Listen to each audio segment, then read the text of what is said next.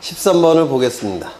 등기 효력에 관한 설명으로 옳은 것은 1번 실체적 권리관계의 소멸로 인하여 무효가 된 담보가등기라도 이해관계에 있는 제3자가 있기 전에 다른 채권 담보를 위하여 이용하기로 합의하였다면 그 등기는 유효하다. 맞았습니까?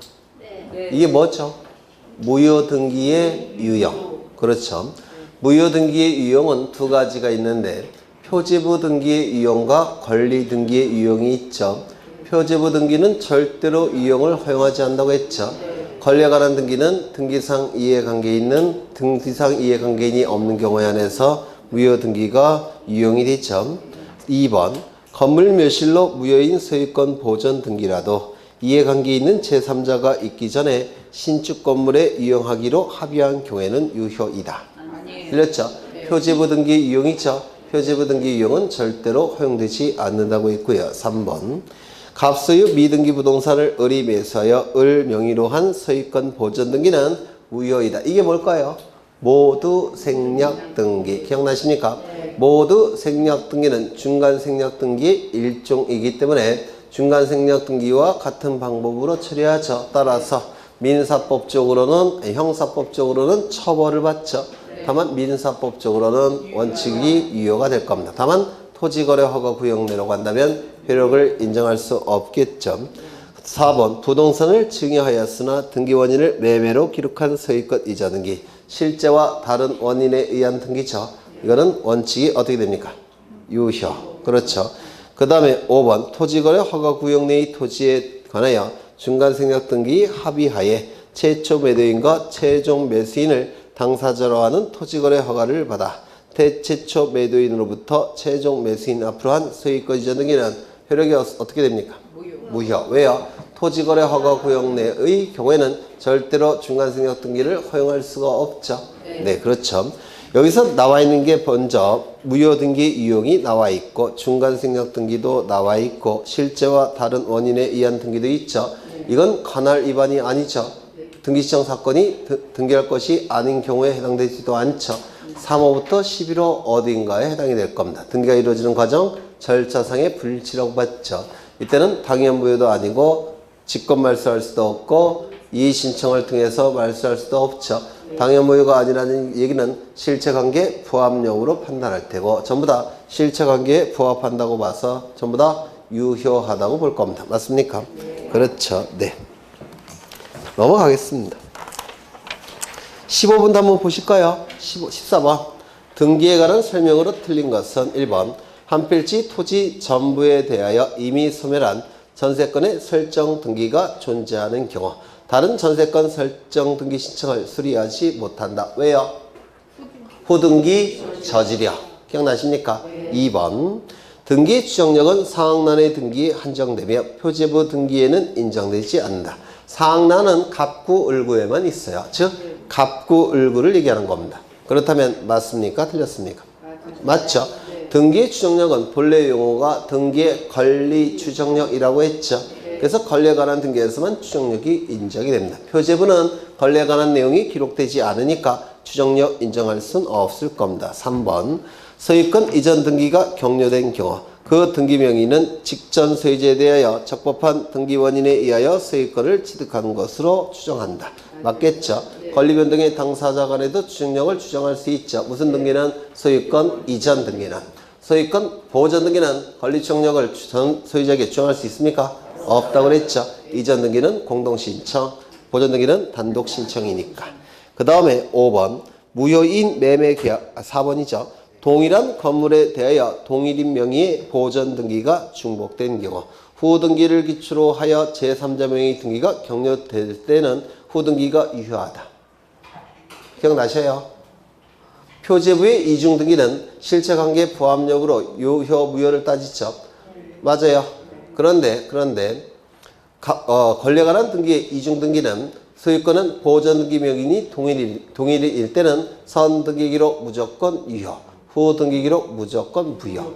동일인이 아닐 때는 선등기기록이 원칙이 유효, 후등기기록이 무효지만 선등기기록이 당연 무효로 간다면 후등기기록은 유효. 기억나셔요? 안 나셔요? 표정을 보니까 아닌 것 같은데. 거기 분명히 뭐라고 되어 있습니까? 동일인 명의의 보전 등기라고 되어 있죠. 따라서 선 등기 기록이 유효, 후 등기 기록은 무조건 무효. 그렇다면 후 등기를 기초로 하여 제3자명의 등기가 격려됐을 때 후 등기가 유효가 됩니까? 아니에요. 여전히 무효인 등기부에 기록됐으니까 그 제3자는 권리를 취득할 수가 없습니다. 기억나셔요? 네, 나셨다고 간주하고. 5번 무효인 매매 계약을 원인으로 이전 등기가 된 경우 그 등기 말소 등기를 하지 않고 매도인 명의의 소유권 이전 등기를 할 수 있다. 이게 뭘까요? 네, 나왔어요. 답. 제 얘기는 들렸습니다. 뭡니까? 금방 답 나왔는데 뭐라고 그러셨어요? 이 등기 이름을 뭐라고 부른다고요?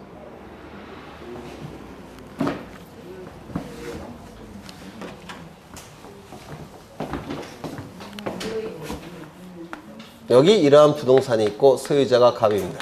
갑이 을과 매매 계약을 체결합니다.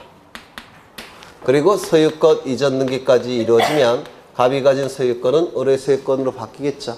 등기부에는 어떻게 기록되느냐면 이렇게 기록이 될 겁니다.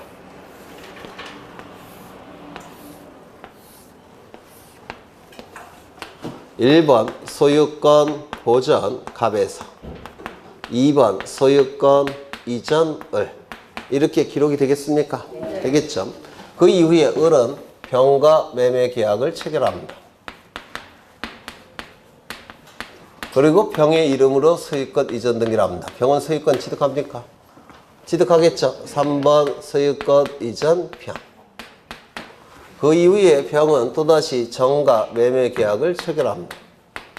소유권 이전 등기까지 이루어지면 병의 소유권은 정의 소유권으로 바뀌겠습니까? 소유권 이전 정 이렇게 등기가 될 겁니다. 되셨을까요? 그런데 문제가 뭐냐면 갑과 을 사이에 매매 계약이 무효 취소 해제가 됐더라는 겁니다. 그럴 수 있겠죠. 그렇다면 이 안에 있는 물권행위도 같이 실효가 되겠죠. 그럼 물권행위 플러스 등기 두 가지 요건을 충족해야지만 소유권이 변동이 되죠. 그런데 물권행위가 처음부터 실효가 됐으니까 소유권 변동은 없는 상태로 복귀합니다. 맞아요. 소유권은 누구 갖고 있습니까? 그러면 을은 소유권을 처음부터 소급해서 상실하죠. 소유권이 없는 자가 소유권 넘길 수 있습니까? 없습니다. 이 병은 소유권이 없는 자니까 병이 또 소유권 넘길 수 있습니까? 없습니다. 소유권은 갑이 갖고 있는 겁니다. 그런데 현재 등기 명의는 누구 명의로 되어 있습니까? 정. 이 등기는 갑의 소유권을 침해하는 등기입니다. 따라서 말소가 돼야 됩니다. 그러면 이 등기를 말소하기 위해서 어떻게 하느냐면 이렇게 할 겁니다. 5번, 4번 소유권을 말소하겠다라고 공시하고 공시한 바에 따라서 지워질 겁니다. 그러면 등기 명의는 누구 명의로 회복이 됐습니까? 병의 명의로. 그렇죠. 이 병명의 등기는 여전히 갑의 소유권을 침해하는 등기죠. 따라서 이 등기는 말소돼야 될 겁니다. 그러면 이 등기는 이렇게 말소가 될 거예요. 6번, 3번 소유권을 말소하겠다라고 공시하고 공시한 바에 따라서 이걸 지워주게 될 겁니다. 그러면 등기 명의는 누구 명의로 회복이 됩니까? 을 명의로. 을의 등기 명의는 갑의 소유권을 침해하고 있죠. 따라서 이 등기도 말소가 돼야 될 겁니다. 이 등기가 말소되면 이제 말소해보죠. 7번, 2번 소유권을 말소하겠다라고 공시하고 공시한 바에 따라서 이걸 지워주게 될 겁니다. 그러면 드디어 등기 명의는 회복이 됐습니까? 말소 등기 몇 건 했을까요? 3건을 했을 겁니다. 맞아요. 그런데 이렇게 복잡하게 3건의 말소 등기를 하지 않고 곧장 이렇게 등기하는 경우가 있습니다. 맞아요. 소유권 이전 등기를 하게 됩니다. 그러면 이 소유권 이전 등기는 갑의 진정한 등기 명의를 회복할 목적으로 하는 소유권 이전 등기입니다. 이를 진정 명의 회복을 위한 소유권 이전 등기라고 불러요. 그러면 말소 등기 3건을 하는 대신에 이전 등기 1건으로 해결하겠다는 겁니다. 이를 진정 명의 회복을 위한 소유권 이전 등기라고 부릅니다. 그러면 등기부에는 이렇게 등기가 되겠죠. 이렇게 말소 등기를 하지 않고 여기서 무슨 등기 하는 겁니까? 5번 소유권 이전 가. 이렇게 하면 되겠죠. 이런 등기 다 필요가 없다는 겁니다. 이걸 진정명의 회복을 위한 소유권 이전 등기라고 하는데, 이 진정명의 회복을 위한 소유권 이전 등기는 우리 등기법에서 출제된 게 딱 하나예요. 두 개입니다. 두 개. 하나는 뭐냐면, 이 진정명의 회복을 위한 소유권 이전 등기의 원인은 뭘까요? 네? 이것이 무효 취소 해제가 됐죠. 그렇게 원인이 되겠죠. 근데 이것만 원인입니까? 아니에요. 이것이 무효 취소 해제가 되니까 을은 권리를 취득한 적이 없는 상태로 돌아갔죠. 그럼 이건 뭐가 되는 겁니까? 무권리자의 처분행위. 맞아요. 무권리자의 처분행위로서 무효. 마찬가지로 무권리자의 처분행위로서 무효. 그러면 이 진정명의 회복을 위한 소유권 이전 등기의 등기 원인은 무효입니다. 맞아요. 근데 여기에 전까지만 있을 때는 무효가 3번이지만 만약에 100명이 달려있으면 무효가 몇 번이 돼야 돼요? 그렇죠. 그 정도 되겠죠. 억수로 많겠죠.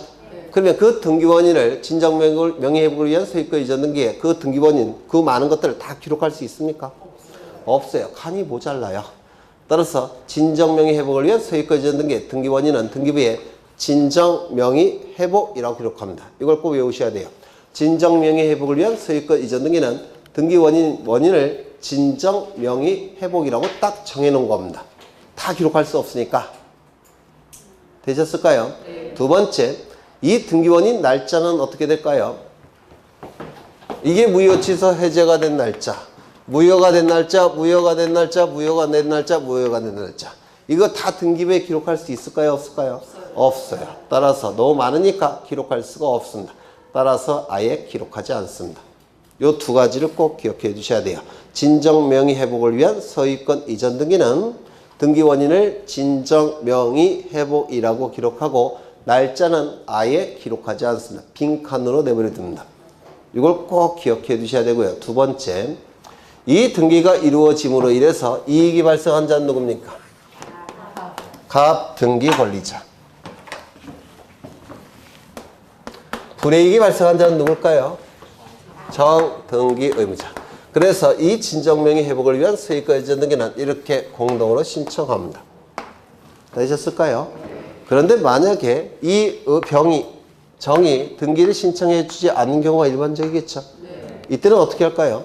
판결서를 받아서, 그렇죠, 승소한 등기 권리자로서 단독 신청할 수 있을 겁니다. 맞아요. 진정명의 회복을 위한 소유권 이전 등기는 공동 신청이지만 판결서가 있다면 단독 신청도 가능할 겁니다. 이 두 가지가 출제돼요. 우리 등기법에서는. 민법에서는 어떻게 출제되는지 모르겠고 우리 등기법에서는 이 두 가지가 출제됩니다. 특히 등기 원인은 진정명의 회복, 날짜는 기록하지 않는다. 이걸 꼭 기억해 두셔야 됩니다. 되셨을까요? 그렇다면 지문을 다시 한번 보시면, 지문 어디 갔지? 5번. 무효인 매매 계약을 원인으로 이전 등기. 5번 맞아요. 등기 말소 등기를 하지 않고 매도인 명의로의 소유권 이전 등기를 할 수가 있는데 이게 뭐라고요? 진정 명의 회복을 원인으로 한 소유권 이전 등기라고 부릅니다. 넘겨보겠습니다. 한 페이지 넘겨보시면 중복 등기 정리에 관한 내용이 나오는데 이건 보지 마셔요. 네, 머리만 아픕니다. 이제 406쪽을 보시면 삐졌습니까? 거기 보시면 구분 건물 등기 기록의 표제부에 기록되지 않는 것은 나와 있습니까? 아까 뭐 나간 거 있지 않나요? 없어요. 프린터. 없어요. 집합 건물 등기부 피십니다. 집합 건물 등기부. 예전에 나간 거 있죠? 네, 그거 피셔요. 아까 좀 카피 좀 부탁을 드렸는데 깜빡 잊으신 것 같아요. 피셨습니까? 네.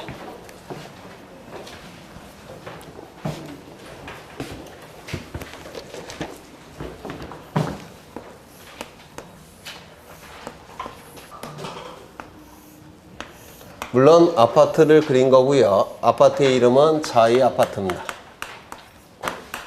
1001동 건물이고요. 101호, 202호, 303호쯤 될 겁니다. 이때 이 건물이 들어서 있는 토지를 대지라고 불러요. 대지. 이때 요 303호를 뭐라고 부르냐면 구분 건물이라고 부릅니다. 구분 건물. 그래서 구분 건물에서 공용 부분이 빠지면 전유 부분, 전유 부분에서 공용 부분이 포함되면 구분 건물이라고 했습니다. 기억나십니까? 그렇죠. 이 구분 건물의 소유권자는 갑인데요. 이때 이 구분 소유권자가 구분 건물을 소유하기 위해서는 이 구분 건물이 들어서 있는 이 대지를 사용할 수 있는 권리가 있어야 됩니다. 이를 대지 사용권이라고 불렀어요. 기억나십니까? 이 구분 건물은, 건물이라는 것은 토지에 밀접한 연관이 있죠. 건물이라는 것은 토지 위에 떠 있을 수가 없죠. 따라서 이 구분 소유권자가 구분 건물을 소유하기 위해서는 이 토지를 사용할 수 있는 권리가 있어야 되는데 이를 뭐라고 불렀습니까? 대지 사용권이라고 불렀습니다. 그런데 이 대지 사용권은 갑만 가지고 있는 건 아니겠죠. 9명의 구분 소유권자가 다 가지고 있을 겁니다. 따라서 이 대지 사용권은 비율로서 존재할 수밖에 없을 겁니다. 이 비율은 구분 건물의 면적 비율로 결정이 된다. OX? X. 뭐 갖고 결정한다고요? 전유 부분의 면적 비율로 결정이 된다고 했죠. 따라서 이 대지 사용권은 전유 부분의 면적 비율로 결정이 되니까 전유 부분의 면적이 다 똑같다면 갑이 가지고 있는 것은 9분의 1을 가지게 될 겁니다. 나머지 소유자들도 9분의 1씩 가지게 될 겁니다. 맞아요. 이때 이 대지 사용권이 될 수 있는 권리는 사용 권능이 있는 권리는 대지 사용권이 될 수 있음이 원칙이에요. 그러면 이 대지의 소유권은 대지 사용권이 될 수 있습니까? 될 수가 있죠. 사용 수익 처분 권능으로 구성되어 있으니까 대지 사용권이 될 수가 있을 테고 이 대지의 지상권도 대지 사용권이 될 수 있습니까? 있겠죠. 전세권은요. 그 다음에 임차권은, 그 다음에 지역권은 없다고 했죠. 지역권은 두 토지 간의 이용관계를 조절하는 권리이기 때문에 두 토지가 있어야 돼요. 따라서 지역권은 대지 사용권이 될 수가 없을 겁니다. 이 대지 사용권은 이런 권리가 대지 사용권이 될 수가 있는데 이건 어디까지나 토지에 대한 권리죠. 따라서 토지 등기부에 기록이 돼야 될 겁니다. 토지에 대한 권리니까. 그래서 토지 등기부가 있을 텐데 표제부가 있을 테고 갑구도 있을 테고 을구도 존재하게 될 겁니다. 이 대지 사용권이 대지 소유권이라고 한다면 여기에 기록되겠죠. 맞아요. 그래서 소유권 9분의 1씩 9명이 다 가지고 있을 겁니다. 여기에 이렇게 기록이 될 거예요. 그렇죠. 9분의 1 갑, 9분의 1 갑, 9분의 1 을, 9분의 1 병.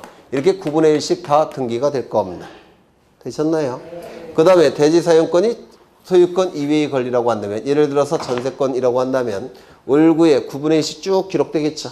그렇죠. 전세권 9분의 1 갑, 그 다음에 9분의 1 을 쭉 기록이 될 겁니다. 이는 어디까지나 토지에 대한 권리니까 토지 등기부에 기록이 되는 겁니다. 되셨나요? 이때 이 건물 등기부를 확인해 보면 먼저 천일동 표제부가 존재할 테고, 그리고 101호 표제부가 존재할 테고, 그리고 갑구도 존재할 테고 을구도 존재할 겁니다.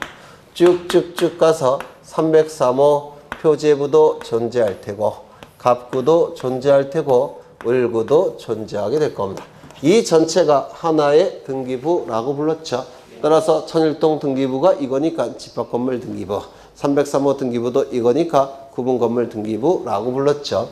표제부는 동시에 작성이 돼야 되고, 그리고 표제부는 상단부, 하단부로 나눠진다라고 했습니다. 기억나십니까? 네. 그렇죠.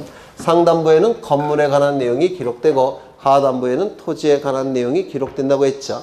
그러면 천일동 등기부, 천일동 표제부 상단부에는 건물에 관한 내용이 들어가야 되니까 여기에는 천일동에 관한 내용이 들어갈 겁니다. 제목은 한동 건물의 표시라는 타이틀로 들어갈 겁니다. 되셨죠? 그 다음에 이 한동 건물과 대구관계를 이루는 토지는 이거겠죠. 이 토지가 여기에 들어갈 겁니다. 제목은 대지권의 목적인 토지의 표시라는 타이틀로 들어갈 겁니다. 다시요. 여기는 한동 건물의 표시라는 타이틀로 들어가기 때문에 건물의 표시예요. 기본적으로 뭐가 들어갈까요? 소재, 대지지번, 종류, 구조, 면적이 기록이 될 겁니다. 여기는 대지권의 목적인 토지의 표시입니다. 토지의 표시니까 기본적으로 소재, 지번, 지목, 면적이 들어갈 겁니다. 그 다음에 101호 건물은 이거겠죠. 이 건물에 관한 내용이 여기에 들어갈 겁니다. 제목은 전유 부분인 건물의 표시라는 타이틀로 들어갑니다. 그 다음에 요 하단부는 101호 소유자가 갖고 있는 요 대지 사용권, 그것이 여기에 들어갑니다. 제목은 대지권의 표시라는 타이틀로 들어가는데요. 대지권의 표시는 대지권의 종류와 비율을 기록합니다. 그렇죠. 여기는 뭐가 들어갈까요? 303호 전유 부분인 건물의 표시라는 타이틀이 들어갈 테고, 하단부에는 요 대지권의 종류와 비율이 들어갈 겁니다. 맞아요. 그래서 대지권의 종류가 소유권이라고 한다면 여기에 소유권, 대지권, 전세권이라고 한다면 전세권, 대지권 이렇게 기록이 됩니다. 그리고 비율이 들어갑니다. 대지권의 종류와 대지권의 표시가 들어가게 돼요. 이때 하단부에 공통적으로 들어가는 단어가 있죠. 대지권의 목적인 토지의 표시, 대지권의 표시, 대지권의 표시.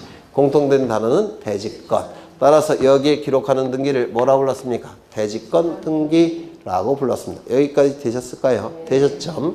이때 갑이 이건 어디까지나 건물 등기부예요. 건물 등기부니까 건물에 관한 내용은 반드시 들어가야 되지만 토지에 관한 내용은 빈칸으로 존재할 수도 있어요. 즉 대지권 등기가 실행되기 전 단계도 있습니다. 되셨을까요? 대지권 등기가 실행되기 전 단계를 대지사용권이라고 부르고요. 여기 대지권 등기가 실행이 돼서 대지권의 종류, 비율이 기록이 되면 이제는 대지사용권이라는 이름은 버리고 대지권이라는 이름을 쓰게 됩니다.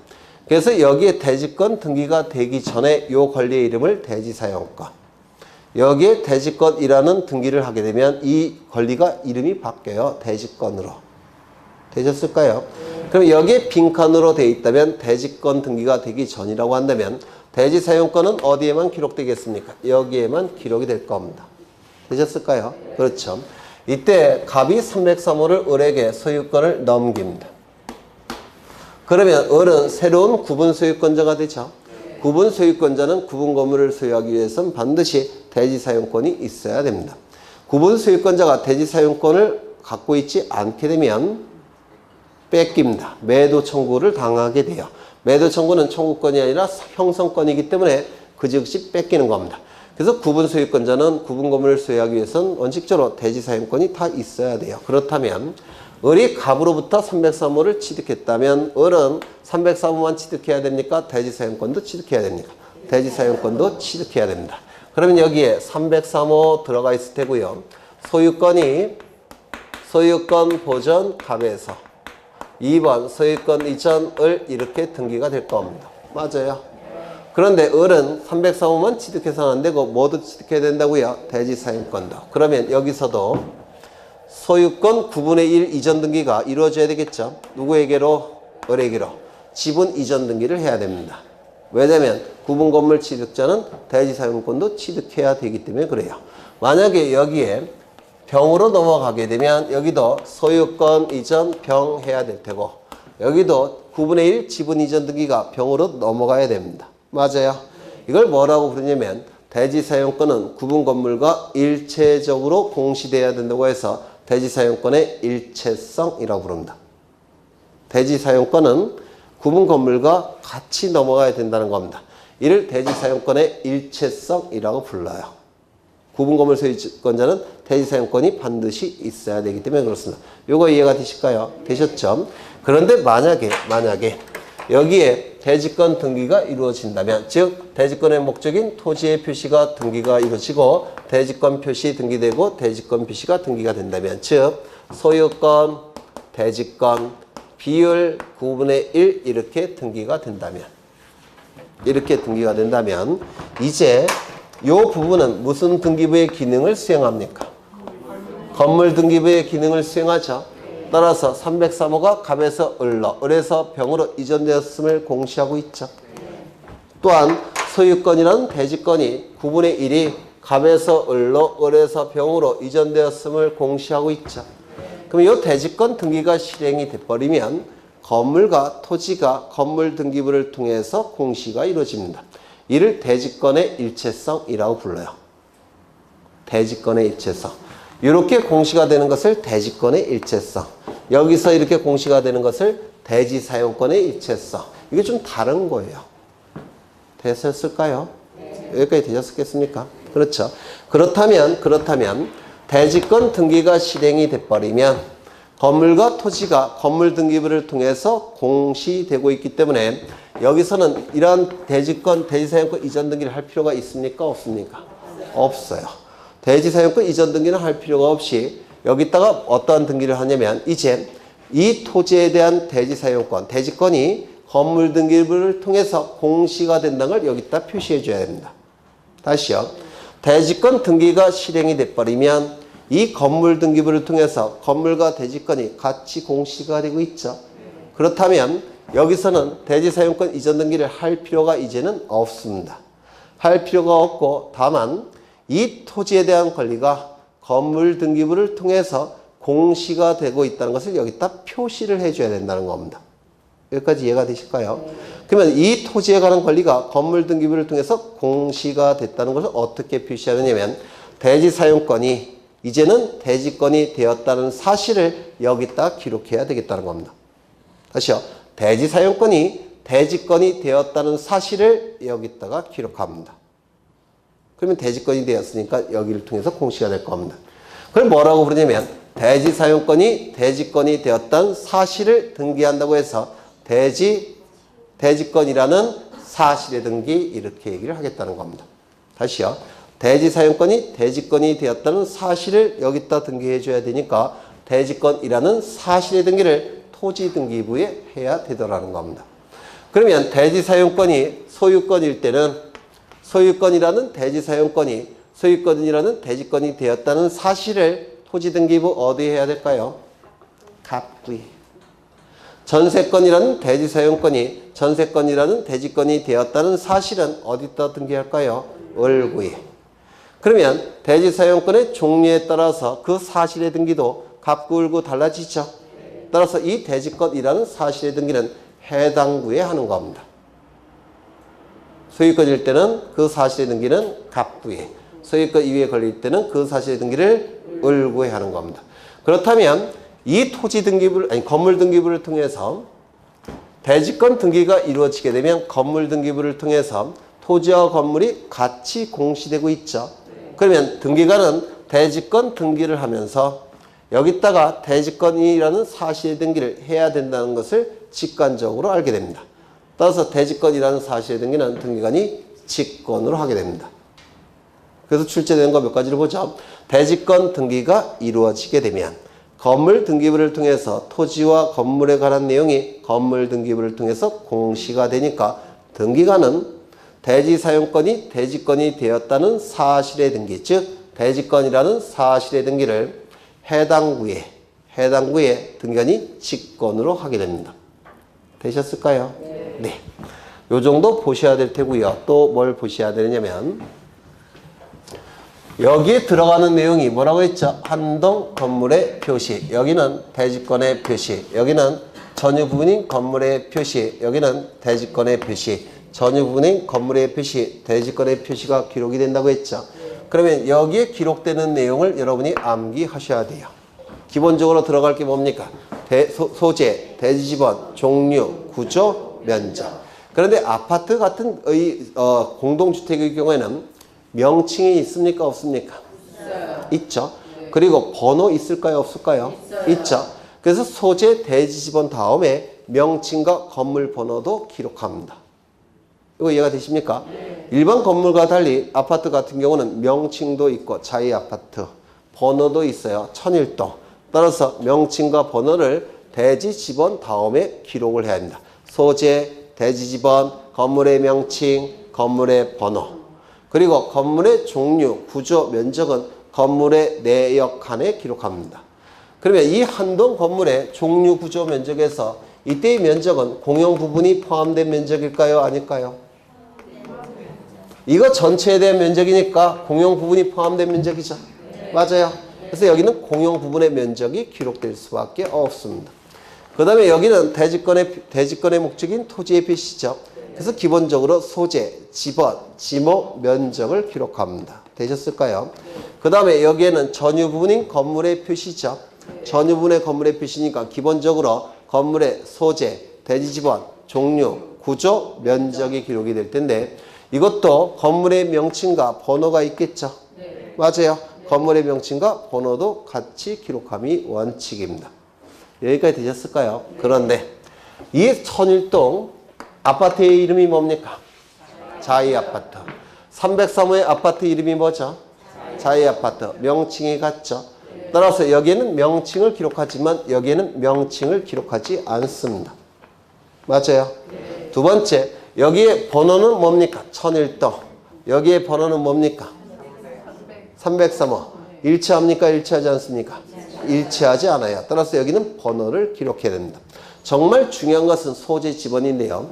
천일동의 소재 지번과 303호의 소재 지번은 보통은 일치합니까? 일치하지 않습니까?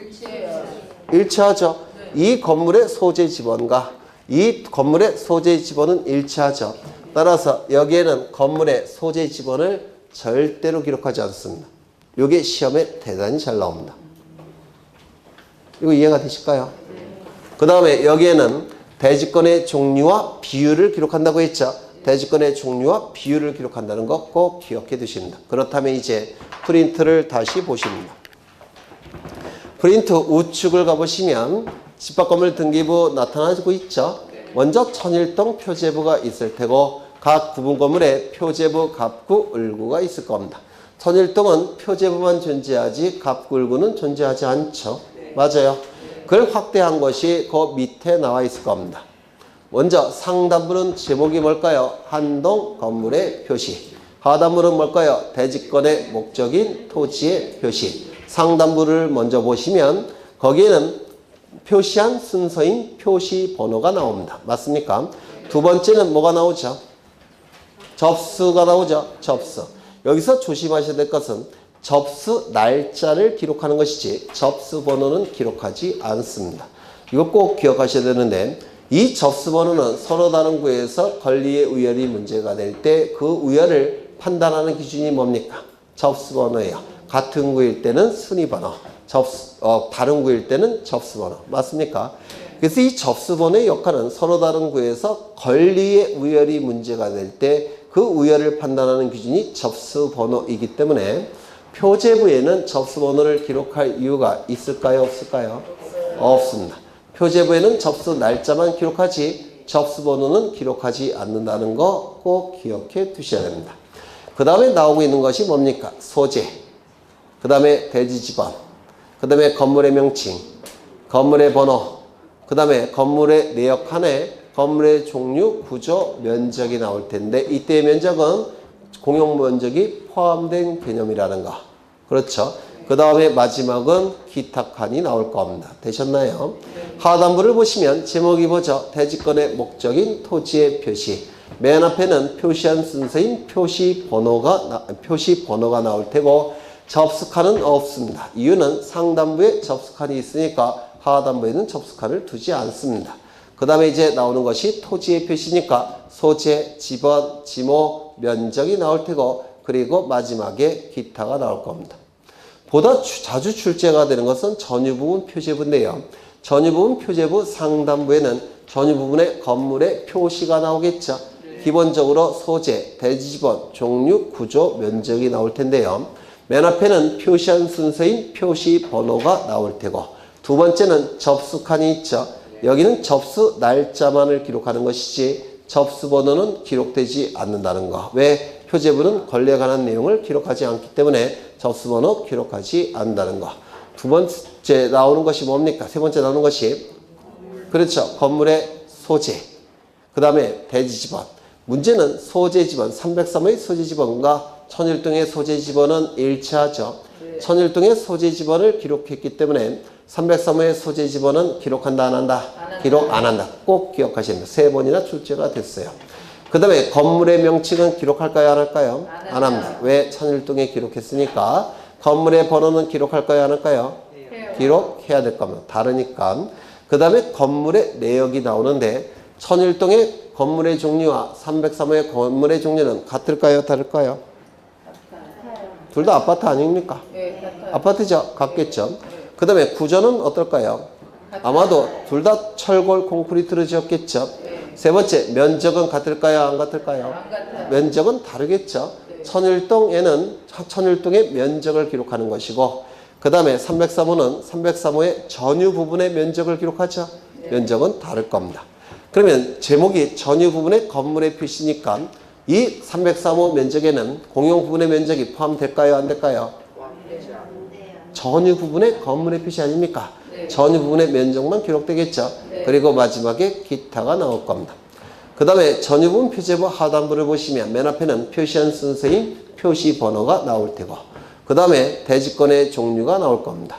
대지권의 종류가 소유권일 때는 소유권 대지권, 소유권 전세권일 때는 전세권 대지권, 임차권일 때는 임차권 대지권 이렇게 기록을 합니다. 그리고 비율을 기록합니다. 그리고 마지막은 기타가 나와 있습니다. 꼭 외워두셔야 돼요. 그런데 이런 경우가 있을 수가 있어요. 대지권 등기를 하기 전에 이 토지에 대해서 A가 대지권자보다 선순위 저당권 등기를 가지고 있다는 겁니다.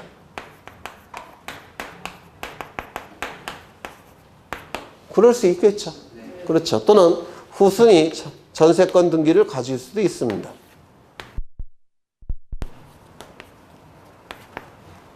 A가 토지만에 관해서 어떠한 등기가 되어 있다는 겁니다. 그러면 이 건물 등기부를 통해서 토지와 건물이 같이 공시가 된다고 했죠. 그럼 토지만에 대해서 어떠한 권리에 관한 등기가 되어 있다는 것을 건물 등기부를 통해서 표시를 해줘야 됩니다. 그래요, 안 그래요? 대지권 등기가 돼버리면 토지와 건물이 건물 등기부를 통해서 공시된다고 했죠. 그러면 토지에 대해서 어떤 권리에 관한 등기가 되어 있다면 그 등기도 건물 등기부에 표시는 해줘야 되지 않습니까? 표시를 해줍니다. 어디다가 해놓냐면 여기다가 해요. 토지 등기부에 토지만에 관한 별도 등기가 있다고 해서 여기다가 등기를 합니다. 별도 등기라는 이름으로 등기합니다. 토지 등기부에 A가 선순위 저당권 등기가 되어 있다든지 또는 B가 후순위 전세권 등기가 되어 있다든지 이렇게 요 부분에다가 요 부분이 어디냐면 대지권의 표시 맨 우측에 기타란이 있죠. 거기다가 이런 표시를 해야 된다는 겁니다. 이걸 별도 등기라고 부르는데요. 이 별도 등기는 토지에 대한 내용이 등기되어 있는 거죠. 그러면 토지는 바로 여기에 기록되지 않습니까? 대지권의 목적인 토지의 표시. 그러면 대지권의 목적인 토지의 표시 여기에 별도 등기해야 되는 것처럼 보여요. 왜냐면 이 내용이 어디에 기록이 됩니까? 여기에 기록되니까. 맞아요. 그런데 별도 등기는 여기다가 하는 것처럼 보이지만 여기다가 하지 않습니다. 여기다가 합니다. 대지권의 표시 부분에. 이게 시험에 잘 나와요. 별도 등기는 어디 한다고요? 전유부분 표제부 하단부에 한다는 거. 이거 꼭 기억해 두셔야 됩니다. 되셨을까요? 네. 요 정도 보고 문제를 보죠. 406쪽을 보시면 16번 구분 건물 등기 기록의 표제부에 기록되지 않는 사항은 1번 전유 부분의 등기 기록 표제부에 건물 번호 기록합니까? 기록하지 않습니까? 303호 기록해야 되겠죠. 천일동과 303호는 번호가 다르죠. 따라서 303호 기록합니까? 2번 대지권이 있는 경우 전유 부분의 등기 기록 표제부에 대지권의 표시에 관한 사항 기록합니까? 여기에 제목이 뭐라고요? 대지권의 표시. 기록하겠죠? 대지권의 표시. 3번 한동 건물의 등기 기록 표제부에 소재 대지 지번 기록합니까? 기록하죠? 전유 부분 표제부에 상단부에 소재 지번 기록합니까? 안 합니까? 이건 안 한다고 했죠? 4번 대지권이 있는 경우 한동 건물 등기 기록의 표제부에 대지권의 목적인 토지의 표시에 관한 사항 기록합니까? 여기에 뭘 기록한다고요? 한동 건물의 표시. 대지권의 목적인 토지의 표시. 기록하고 있죠. 5번 대지권 등기를 하였을 경우 한동 건물 등기 기록의 표제부에 소유권이 대지권이라는 뜻의 등기. 소유권이라는 대지 사용권이 소유권이라는 대지권이 되었다는 뜻의 등기. 사실의 등기, 취지의 등기 다 똑같은 뜻이에요. 이거 어디 딸까요? 토지등기부 해당 구의 등기관이 직권으로 한다고 했죠. 근데 소유권이니까 당연히 갑구의 등기관이 직권으로 하겠죠. 맞아요. 네. 그래서 이거 정답이 될 겁니다. 틀렸으니까. 이렇게 별거 아닌 것 같은데 자주 출제돼요. 이 집합 건물 등기부는 되셨을까요? 네. 17번을 보죠. 등기부 등에 관한 설명으로 틀린 것은 폐쇄한 등기 기록은 영구히 보존해야 된다. 이것 좀 보겠습니다.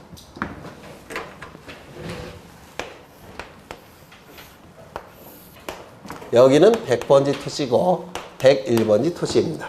그리고 이렇게 경계가 그려져 있을 겁니다. 이때 요 100번지 토지 등기부 표제부 있겠죠. 갑구 있겠죠. 을구도 있을 겁니다. 101번지 토지 등기부 표제부 있겠죠. 갑구도 있을 테고 을구도 있을 겁니다. 여기는 면적이 40제곱미터예요. 여기는 50제곱미터입니다. 여기까지 되셨을까요? 네. 그러면 토지의 면적은 어디에 기록됩니까? 표제부에. 맞아요. 네. 그렇죠. 여기 표제부에 40제곱미터 기록되어 있을 테고 여기 표제부에 50제곱미터가 기록이 되어 있을 겁니다. 이때 소유자는 둘 다 갑인데요. 갑은 이 두 필지 토지를 합칠 수가 있습니까? 네. 있겠죠. 소유자가 같으니까. 그렇죠. 이때 지적공부에서 합칠 때를 합병이라는 용어를 쓰고요. 우리 등기부에서 합칠 때는 합병과 구별하기 위해서 합필이라는 용어를 씁니다. 합필이라는 용어를. 그러면 이 100번지 토지를 101번지 토지에 합친다면, 즉 합필을 한다면 이 100번지 토지를 101번지 토지에 합필 등기를 한다면 요거 면적이 늘어나겠죠? 네. 얼마로? 90제곱미터로. 맞아요? 네. 그리고 요 토지를 요쪽에 합쳤으니까 이거 더 이상 필요합니까? 필요 없습니까? 필요 없을 겁니다. 맞아요? 네. 따라서 이 등기 기록은 폐쇄가 될 겁니다. 이를 폐쇄 등기 기록이라고 불러요. 폐쇄 등기 기록. 되셨나요? 네. 두 번째. 요쪽 101번지 토지를 요쪽에 합쳐 보겠습니다. 그러면 이거 얼마로 바뀔까요? 90제곱미터. 요쪽 등기 기록은 어쩔까요? 폐쇄하게 될 겁니다. 이를 폐쇄 등기 기록이라고 불러요. 되셨나요? 네. 이건 어쩔까요? 여기 20제곱미터를 쪼개서 이쪽에 합칩니다. 그러면 여기는 40에서 얼마로 줄었을까요? 20제곱미터. 부동산 표시 변경 등기 하겠죠? 네. 그 다음에 이쪽은 어떻게 될까요? 70제곱미터. 부동산 표시 변경 등기 하겠죠? 네. 면적이 바뀌었으니까 이 등기 기록 폐쇄하는 거 있습니까? 없습니다. 이걸 분합필이라고 불러요. 일부를 분할해서 다른 쪽에 합친다고 해서 분합필이라고 부릅니다. 분합필의 경우에는 등기부가 폐쇄되는 경우가 없을 겁니다. 여기까지 되셨습니까? 그럼 하나 더. 요 100번지 토지, 요것만 보겠습니다. 100번지 토지를 101번지 토지에 합필을 했다는 겁니다. 그러면 이쪽 등기부에는 토지 표시 변경 등기하겠죠? 네. 그리고 이쪽은 폐쇄가 되겠죠? 네. 여기까지 됐습니까? 네. 그런데 이걸 합필이라고 하는데 이 합필이 잘못됐다면 어떻게 될까요? 무효화 되겠죠? 네. 따라서 이 폐쇄된 등기 기록은 언제든지 부활될 가능성이 있습니다. 부활의 가능성이 있어요. 부활의 가능성이 있다고 한다면 현재 등기부로서의 효력은 없겠지만 잠정적 효력은 있겠습니까? 네. 부활의 가능성이 있으니까 잠정적 효력이 있다라고 얘기합니다. 이거 기억하셔야 돼요. 폐쇄 등기부는 폐쇄가 된 상태지만 부활의 가능성이 있기 때문에 현재 등기부로서의 효력은 인정될 수가 없겠지만 잠정적 효력은 있다라고 얘기합니다. 이해가 되실까요? 그렇다면 잠정적 효력이 있는 이 폐쇄 등기 기록은 영구히 보존할 필요가 있을까요? 없을까요? 언제든지 부활될 가능성이 있으니까 이건 영구 보존 장부입니다.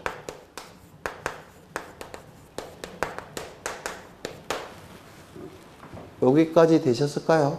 그래서 이 폐쇄 등기 기록은 이 정도 보시면 될 것 같아요. 제가 볼 때는 이게 시험에 잘 나오는 게 아니니까. 다시요. 101번지 토지를 이걸 보통 뭐라고 부르냐면 갑지라고 불러요. 등기기에서는 이건 을지, 갑토지, 을토지. 아마 시험에 나올 때는 요 용어로 나올 거예요. 갑지, 을지. 그러면 100번지 토지를 101번지 토지에 합필 등기를 할 때는 이때는 101번지 토지 등기부 표제부 변경 등기가 이루어지겠죠. 네. 토지 표시 변경 등기. 그리고 100번지 토지는 폐쇄가 될 겁니다. 이쪽 토지를 이쪽에 합칠 때는 100번지 토지 등기부는 토지 표시 변경 등기할 테고 101번지 토지 등기부는 폐쇄가 이루어질 겁니다. 일부 분할해서 다른 토지에 합필할 때는, 즉 분합필할 때는 등기부가 폐쇄되는 경우가 있습니까? 없을 겁니다. 이 등기부가 폐쇄가 됐을 때 언제든지 부활의 가능성이 있기 때문에 현재 등기부로서의 효력은 인정될 수 없지만 잠정적 효력은 인정이 된다라고 얘기합니다. 따라서 영구 보존 장부입니다. 이 정도는 좀 기억하실 필요가 있습니다. 그러면 1번 폐쇄된 등기기록은 영구히 보존해야 된다. 맞았을까요? 네. 맞았죠? A 토지를 B 토지에 합병하여 등기관이 합필 등기를 할 때 A 토지에 관한 등기기록을 폐쇄해야 된다. 맞아요? 네. 맞겠죠? 3번 등기부 부본 자료는 등기부와 동일한 내용을 보조기억장치에 기록한 자료이다. 현재 등기부는 전산등기부예요. 전산등기부의 특징이 뭐냐면 복제가 쉽죠. 그렇지 않나요? 컴퓨터 파일 형태니까. 두 번째, 바이러스 먹기도 쉽습니다. 맞아요. 그래서 등기관은 등기가 완료가 되면 언제든지 복제본을 만들어 놓습니다. 그래서 기존의 등기부가 바이러스를 먹는다든지 저장 디스크, 저장 매체가 망가졌을 때 이 복제된 자료 가지고 이걸 다시 만듭니다. 그 복제된 자료가 뭐라고요? 등기부 부본 자료라고 불러요. 되셨을까요? 네. 4번. 구분 건물 등기 기록에는 표제부를 한동 건물에 두고 전유 부분에는 갑과 을금은 둔다. 맞았을까요? 들렸죠? 네. 전유 부분은 표제부돼 있고 갑구돼 있고 을구돼 있죠. 5번. 등기상 증명서 발급 신청 시 매매 목록은 그 신청이 있는 경우에만 등기상 증명서에 포함하여 발급한다. 이거 강조 드린 적이 있는데 네. 기억나셔요? 네. 네. 네 가지가 있죠. 뭐가 있습니까? 매매 목록, 신탁 원부, 도면, 또 네? 네 가지. 처음 들으셔요? 얼핏 들어는 보셨죠? 네. 네 가지. 매매 목록, 신탁 원부, 도면, 하나 더 공동담보 목록. 이거는 뭐냐면요. 이것도 좀 이해하실 필요가 있는데 등기부를 보시면 마지막 칸이 기타예요. 마지막 칸이. 여기는 기타 사항을 기록해야 되겠죠. 그런데 여기다가 기록해야 되는데 여기가 너무 공간이 협소하기 때문에 여기에 기록해야 될 내용을 뽑아서 별도의 장부로 만든 게 있습니다. 그게 지금 말씀드린 그 4개예요. 매매 목록, 공동담보 목록, 도면 편철장, 그 다음에 하나 더 신탁 원부. 그 4가지는 여기다 기록해야 되지만 너무 공간이 협소해서 별도의 장부로 만든 겁니다. 그렇다면 이 장부도 여기에 기록될 내용이 담겨져 있기 때문에 넓게 보면 등기부로 볼 수 있습니까? 네. 강의 등기부라고 불러요. 강의 등기부. 그래서 이 강의 등기부는 등기부처럼 대접을 하기 때문에 영구 보존해야 됩니다. 그러면 영구 보존할 거 5가지 암기하고 계시네요. 폐쇄 등기부, 매매 목록, 신탁 원부, 공동담보 목록, 도면 편철장, 도면. 네. 이렇게 5가지는 영구 보존 장부입니다. 그런데 여기에 기록될 내용을 별도의 장부로 만들었기 때문에 등기 기록에 열람을 신청한다든지 등기사항 증명서 발급을 신청할 때는 이거 신청할 때 이것도 같이 따라서 발급이 돼야 되는 것처럼 보여요. 맞아요? 아니, 원래는 논리로 보자면 여기에 기록된 내용을 별도의 장부로 만든 거 아닙니까? 그럼 누군가가 등기 기록에 열람을 신청한다든지 등기사항 증명서 발급을 신청할 때는 이것도 같이 따라서 열람이나 발급이 돼야 되는 것처럼 보입니다. 그렇죠? 왜? 여기에 기록될 내용이니까. 그런데 그렇게 되면 등기관의 일이 너무 많아지고 또한 등기 수수료도 훨씬 많이 돼야 됩니다. 따라서 이 별도의 강의 등기부는 신청 정보에 발급이나 열람의 취지가 표시된 경우에만 열람이나 발급이 되는 겁니다. 그러면 등기관은 일이 줄어들고 그리고 신청인은 수수료 줄일 수 있죠. 그래서 이 문구를 꼭 기억해 달라고 부탁을 드린 적이 있는데 기억나셔야 될 텐데 그래서 신청이 있는 경우에만 등기사항 증명서에 포함하여 발급하는 것 4가지 외우셔야 돼요. 매매 목록, 도면, 신탁 원부, 공동담보 목록 꼭 외우셔야 되고요. 그 다음에 거기 18번도 보시죠. 대지권 등기에 너무 많이 보나? 좀 쉬었다 하죠. 네, 쉬었다 하겠습니다.